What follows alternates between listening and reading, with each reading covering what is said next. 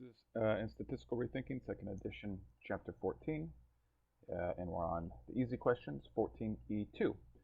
And so here we are supposed to think up a context in which varying intercepts will be positively correlated with varying slopes. I wish I had read positively correlated before I answered this question, because I found one that was negatively correlated, but that's okay.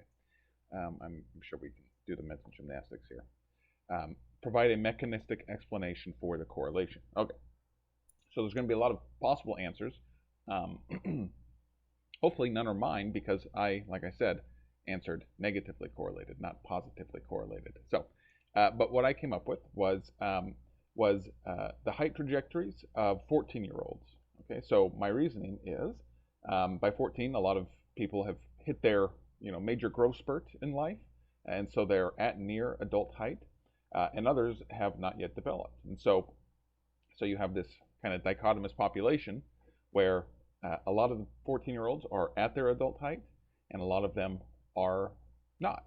And so I would suspect then that the tallest 14-year-olds will have the lowest trajectory in height going forward. In other words, they will grow the least.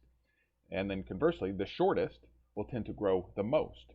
And so this would be a case where the intercept, which is their height at 14 years old, would be negatively correlated with the slope. In other words, how much more they have to grow or their growth trajectory.